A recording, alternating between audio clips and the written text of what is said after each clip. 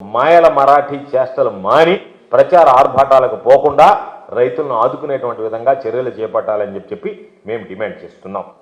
దాంతోపాటు మరొకటి, నిన్న జరిగినటువంటి విషయాన్ని కూడా ప్రస్తావించాలి. జగన్మోహన్ రెడ్డి గారు నిన్న ఏదైతే సిబిఐ కోర్టుకు హాజరు కావడానికి గురువారం 20వ తేదీ వెళ్ళాడో దానికి సంబంధించినటువంటి జగన్మోహన్ రెడ్డి గారు నిన్నటి రోజు సిబిఐ కోర్టులో హాజరు కావాలని చెప్పి హైదరాబాద్ వెళ్ళడం జరిగింది. సరే, అన్ని మీడియాలో చూసాం జనం ఎంత ఎత్తున తరలి వచ్చారో. బేగంపేట ఎయిర్పోర్ట్ దగ్గర నుంచి సిబిఐ కోర్టు దాకా వెళ్ళారు. అక్కడి నుంచి ఆయన లోటస్ పాండ్కి వెళ్తే లోటస్ పాండ్ దాకా ఎంతమంది జనం వెళ్ళారో నిన్న మనం చూసాం. జనం వెళ్తే నాకు అర్థం కాంది, వెళ్ళే మీడియాకి ఎందుకో పాపం నిన్నటి నుంచి కడుపు మంట ప్రారంభమైంది. జగన్మోహన్ రెడ్డి గారికి జనం వస్తే వీళ్ళకి సంబంధించినటువంటి దాంట్లో నాకు అర్థం కాంది, ఒక ప్రజానాయకుడికి ప్రజల్లో బలం ఉండేటువంటి వాడికి ప్రజలకు ఆయన పట్ల ఉన్నటువంటి నమ్మకం, విశ్వాసం, ప్రేమ, అభిమానంతో జనం పోతే నిస్సిగ్గుగా దాని మీద డిస్కషన్లు, డిబేట్లు పెట్టేటువంటి చరిత్ర బహుశా ఆంధ్ర రాష్ట్రంలో ఈ పచ్చ ఛానల్లో చూస్తున్నాం తప్ప ఇంకెక్కడా అటువంటిది కనిపించదు. అంటే ఒక నాయకుడికి జనం వస్తే మీకు సంబంధించి మీకు ఎవరికైతే బాకాలు వస్తుందో వాళ్ళకి రాకపోతే అది కడుపు మంటని మీరు జగన్మోహన్ రెడ్డి గారికి జనం వచ్చారని చెప్పి చూపిస్తే దానికి సంబంధించి మీరు అనడము, మీ ట్వీట్లు, మీ వ్యవహారం చూస్తే ఒక వ్యక్తికి జనం రావడమే తప్పు ఉన్నట్టుగా మీరు వ్యవహరించారు. ఎంతమంది జనం వచ్చారు?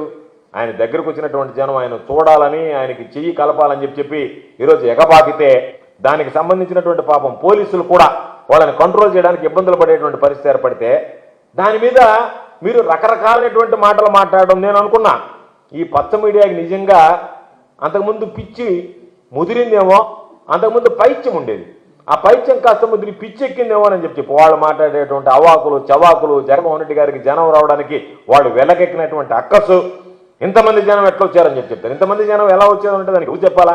దాని మీద ఎల్లో మీడియాలో ఒక విమర్శలు, దాని మీద ఒక డిబేట్. అమ్మను ఒక్కొక్క ఆయన ఆ జనం అక్కడి నుంచి తరలించారు, ఎక్కడి నుంచి తరలించినా చంద్రబాబు నాయుడికి చేత అయితే జగన్ని తరలించుకోమని వస్తాను చంద్రబాబును చూడడానికి, చంద్రబాబు మొహాన్ని చూడడానికి, లోకేష్ను చూడడానికి ఎక్కడైనా జనం తరలిస్తూ వస్తారు. జనం తరలిస్తూ వస్తారు, అభిమానం ఉంటే వస్తారు, గుర్తుంచుకోండి.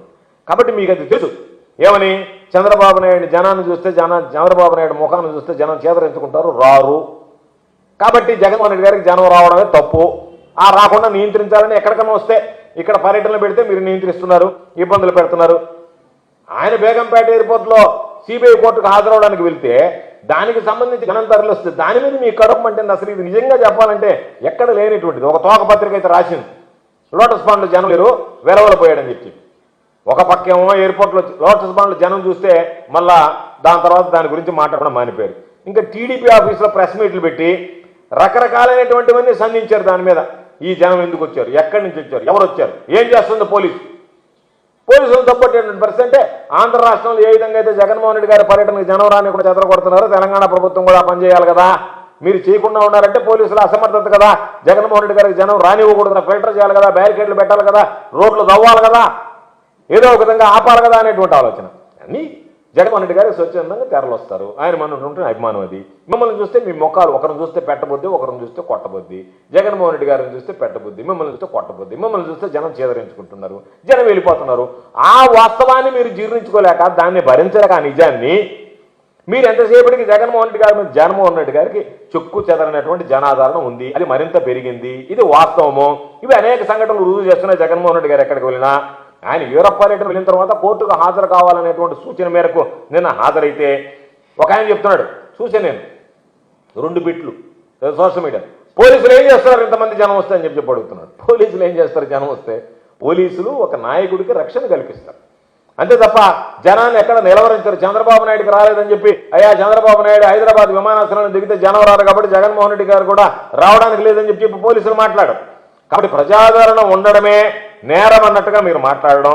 ఆ ఎల్లో మీడియా అయితే మరి శివాలెత్తింది, చిందులేసింది, పాపం వాళ్ళు వీరంగం. అసలు నిన్నంతా చూస్తే అనిపించింది నాకు, జగన్ గౌరవ వెళ్ళినటువంటి ఆ ఫ్లైట్ మీద కొంతమంది, ఆయన ఏ ఫ్లైట్లో వెళ్ళాడు, ఏం వెళ్ళాడు, ఏ విధంగా వెళ్ళాడు, ఏమి ఇప్పుడు ఆయన సీఎం చంద్రబాబు నాయుడు పోవటం లేదా, ఆయన డిప్యూటీ సీఎం పవన్ కళ్యాణ్ గారు వెళ్ళడం లేదా, ఇంకొక ఆయన ఏమీ పదవి లేనటువంటి ఆయన 3 ఆయన లోకేష్ వెళ్ళడం లేదా? మీరు పొద్దున్నే అమరావతిలో టిఫిన్ చేస్తుంది, మధ్యాహ్నం వేరే ఊళ్ళో తిండి తింటారు, సాయంకాలం రాత్రి డిన్నర్కి హైదరాబాద్లో చేరుతుంటారు. కాబట్టి హెలికాప్టర్లో ప్రత్యేకంగా తప్ప 3 తిరుగుతుంటారు. ప్రభుత్వ సొమ్ము మామూలుగా మంచినీళ్ళు ఖర్చు పెట్టినట్టుగా ఖర్చు పెడుతుంటారు. ఆయన సొంత డబ్బు పెట్టుకొని అక్కడికి పోతే ఆ ఫ్లైట్ గురించి మాట్లాడుతున్నాడు ఒక ఆయన డిబేట్లో.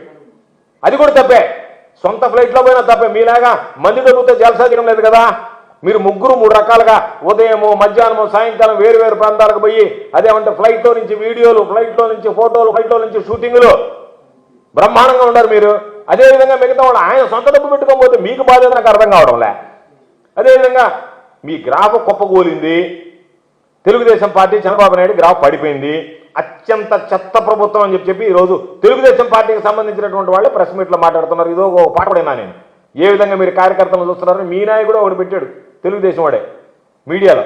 మీరు ఏ విధంగా ప్రవర్తిస్తున్నారు, ఏ విధంగా మీ ఆలోచన విధానం ఉంది అని చెప్పి. సంక్షేమం లేదు, అభివృద్ధి లేదు, ఆర్థిక పురోగతి లేదు, శాంతి భద్రతల పరిస్థితి మరి ఘోరంగా తయారైంది. ఈరోజు శాంతి భద్రతల పరిస్థితికి సంబంధించి కేంద్ర ప్రభుత్వం ఒక నివేదిక విడుదల చేస్తే ఆంధ్ర రాష్ట్ర ప్రభుత్వం అడుగున చిట్ట చివర ఉంది కింద. దాని అర్థమైంది ప్రభుత్వం పూర్తిగా పోయింది, వైఫల్యం చెందింది. రాష్ట్ర పోలీసుల పని ఏ విధంగా ఉందనేటువంటిది దేశంలోనే అధ్వానంగా ఉందని చెప్పి ఈరోజు అంతకన్నా అందరికన్నా కింద స్థాయిలో ఉందని చెప్పి కేంద్ర ప్రభుత్వం ఇచ్చినటువంటి నివేదిక వచ్చింది. కాబట్టి ఈ ప్రభుత్వం ఎప్పుడు పడిపోతుందా అని చెప్పి పేదలు, రైతు, మధ్యతరగతి వర్గాలు, ప్రజలు అందరూ ఎదురు చూసేటువంటి పరిస్థితుల్లో వైఎస్ఆర్కి రోజు రోజు graph, YSR Congress party graph పెరుగుతుంటే మీరు 2019-24 మధ్య వైఎస్ఆర్ కాంగ్రెస్ పార్టీ ఏదైతే ప్రజలకు చేసినటువంటి మేలును గుర్తుంచుకున్నారు కాబట్టి ఈరోజు మరలా తిరిగి ఆ ప్రభుత్వం, ఆ నాయకత్వం రావాలని కోరుకుంటున్నారు. కాబట్టి ఈరోజు జగన్మోహన్ రెడ్డి గారు ఎక్కడికి వెళ్ళినా జనాలు వెళ్తున్నారు. కోవిడ్ లాంటి పరిస్థితుల్లో జగన్మోహన్ రెడ్డి గారు చేసినటువంటి సేవలను గుర్తు చేసుకుంటున్నారు, వాటి గురించి మాట్లాడుతున్నారు. జగన్మోహన్ రెడ్డి గారి మీద ప్రేమ, అభిమానం, ఈరోజు చెక్కు చెదరనటువంటి ఆత్మవిశ్వాసం ఆయన ప్రతి ఒక్కడు హృదయాల్లో నింపగలిగాడు. కాబట్టి ఈరోజు వాళ్ళ ధైర్యంగా జగన్మోహన్ రెడ్డి గారి పట్ల ఉన్నటువంటి ప్రేమ, అభిమానం పెళ్ళుబుకుతుంది. కాబట్టి ఈరోజు ఆ స్థాయిలో వస్తున్నారు తప్ప చంద్రబాబు నాయుడు వాడు 100 జన్మలైతే ఆ రోజు రాడు. అందుకనే చంద్రబాబు నాయుడు ఏం చేశాడు, పాచిపోయినటువంటి తన పాత కుట్రలు ఏదైతే ఉన్నాయో 2014 ముందు పెట్టినటువంటివి అవన్నీ ఒక్కొక్కటిగా బయటకు తీసుకొచ్చి ఈరోజు మా నాయకుడు జగన్మోహన్ రెడ్డి గారి మీద గతంలో ఏదైతే కుట్రలు, విష ప్రచారాలు చేశాడో, ఏదైతే తప్పుడు విధానాలకు పొదును పెట్టి మళ్ళా వాటిని జనంలోకి వదిలేటువంటి ప్రయత్నం చేయాలనేటువంటి ఆలోచనతో ఈరోజు మరలా దాని ద్వారా రాజకీయ లబ్ధి పొందాలనేటువంటి ఆలోచనతో ఈరోజు సిబిఐ కోర్టుకు రాగానే ఏదైతే గతంలో జరిగినటువంటివన్నీ ఒక్కసారి వల్లివేయడం, లేనిపోయినటువంటి దుష్ప్రచారాలు అందరికి దిగడం, కేసులు పెడుతుంటారు, సోషల్ మీడియాలో అరెస్టులు చేస్తుంటారు, ఎక్కడికి పోతే అక్కడ కణిచివేస్తుంటారు. జగన్మోహన్ రెడ్డి గారిని చూడడానికి పోతుంటే దాని మీద తప్పుడు ప్రచారాలతో ఏదో రకరకాలైనటువంటివన్నీ మీరు వండి వారుస్తుంటారు. కాబట్టి ఎప్పుడు ఈ ప్రచారాలు కుదరవనుకున్నాడేమో, ఇది సాధ్యం కాదు, జనాలేమో జగన్మోహన్ రెడ్డి గారికి ఆదరణ తగ్గడం లేదు, మన అన్ని పాత పడిపోయినాయి, మొద్దుబారిపోయినాయి, మన కత్తులేమి తెగటం లేదు అనుకోడేమో కొత్త కత్తులకి పాత కత్తులు తీసి వాటికి మరలా సానబెట్టడం ప్రారంభించాడు. దానిలో భాగమే నిన్న జగన్మోహన్ రెడ్డి గారు సిబిఐ కోర్టుకు వెళ్ళినప్పుడు చంద్రబాబు వాడినటువంటి అనేక రకాలైనటువంటి. కాబట్టి జగన్మోహన్ రెడ్డి గారు హైదరాబాద్ పోకముందే 2-3 రోజుల నుంచి మొదలుపెట్టారు, దానిని నిన్న తీవ్ర స్థాయిలో కొనసాగించారు. ఏ విధంగా అయితే జగన్మోహన్ రెడ్డి గారి మీద దుష్ప్రచారం ఎన్ని రకాలుగా చేయగలను. అవును, ఎవడో ఒక ఆయన చెప్తున్నాడు ఆయన కోర్టుకు షెడ్యూల్ ఇచ్చాడు. కోర్టుకు షెడ్యూల్ ఇవ్వండి, అసలు ఇక మాట్లాడడానికి తలకాయ ఉందా? ఆ తలకాయలు మీకు మెదడుందా? దాంట్లో గుంజుందా? ఉంటే మాట్లాడతారా? అన్నం తినేటువంటి వాడు ఎవడన్నా వాటి గురించి విశ్లేషిస్తాడా? కోర్టుకు టైం ఇచ్చేది ఏంటంటే మీరు కోర్టును అగౌరవపరుస్తారా? ఎవడన్నా Z+ కేటగిరీ భద్రతలో ఉండేటువంటి వాడు తన మూమెంట్ ఏ విధంగా ఉంటుందనేటువంటిది ముందుగానే పోలీసులకు చెప్తాడు, షెడ్యూల్ విడుదల చేస్తాడు. అది ఎవరైనా ఏ స్థాయిలో ముఖ్యమంత్రిగా పనిచేసినటువంటి వ్యక్తి తన భద్రత కారణాల రీత్యా ఆయన వ్యక్తిగత సిబ్బంది ఎవరైతే ఉన్నారో ఆయన ఎన్ని గంటలకు దిగుతాడు, ఎన్ని గంటలకు ఏ మార్గం గుండా ఎక్కడికి వెళతాడు, ఎక్కడి నుంచి ఎక్కడికి వెళ్తాడు అనేటువంటిది ప్రతి ఒక్కరూ ఒక షెడ్యూల్ విడుదల చేస్తారు. అది ఆనవాయితీ.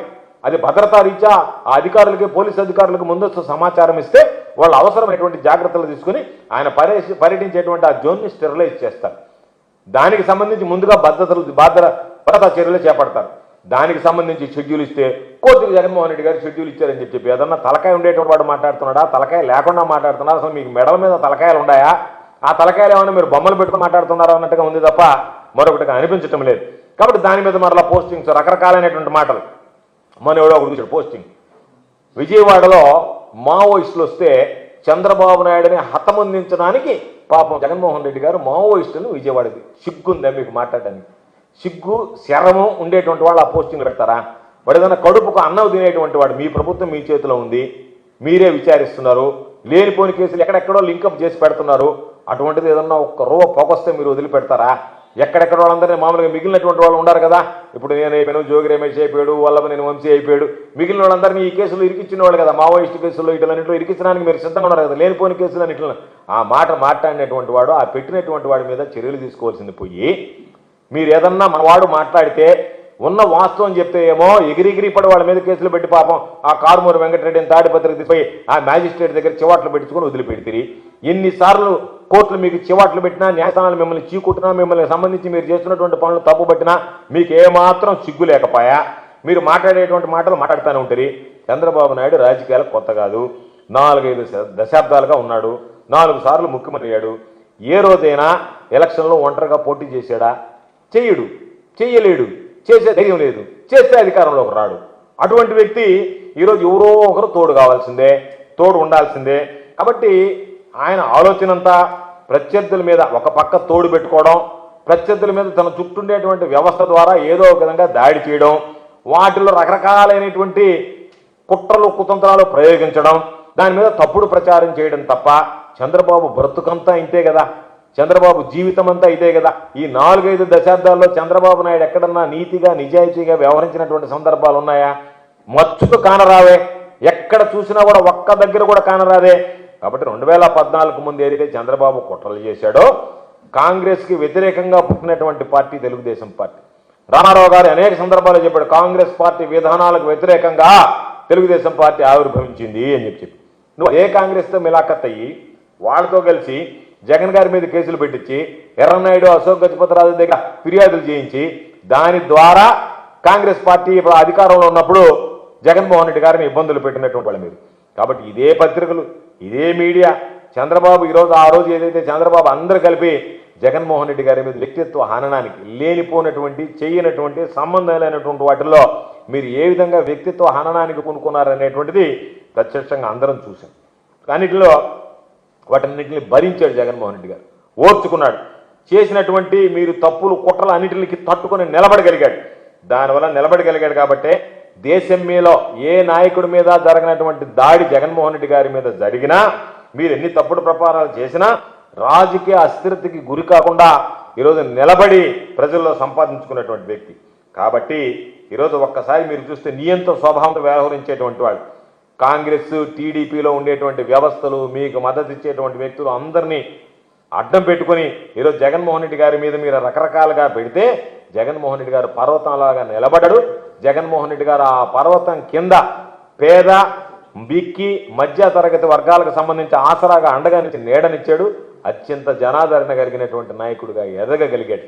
కాబట్టి దాన్ని మీరు జీర్ణించుకోలేక ఆయన అక్రమంగా అన్యాయంగా 16 నెలలు జైల్లో పెట్టినా, నిర్బంధించినా ప్రజల ప్రేమ అభిమానమే శ్రీరామరక్షగా భావించాడు తప్ప ఎక్కడా కూడా జంకింది కానీ ఎక్కడ కూడా వెనకడుగు వేసినటువంటి పరిస్థితి లేదు. కాబట్టి మీరు ఎన్ని కుట్రలు చేసినా, ఎన్ని ప్రచారాలు చేసినా దేవుడు ప్రజల ఆశీర్వచనం ఉన్నన్ని రోజులు మీరు ఏమీ చెయ్యలేరు అనేటువంటిది మేము గర్వంగా చెప్పగలం. అదే ఆలోచనతో మేము ముందడుగు వేయగలం. ఇప్పుడు మళ్ళా మీరు పాత రోజుల్లో ఏదైతే 2014-19 మధ్య 2014 ముందు జగన్మోహన్ రెడ్డి గారు రాజకీయ రంగ ప్రవేశం చేసినప్పటి నుంచి ఎన్ని కుట్రలు కుతంత్రాలు అయితే చేశారో మళ్ళీ వాటిని అన్నింటిని ప్రారంభించారు. అదే తప్పుడు ప్రచారాలు చేస్తున్నారు.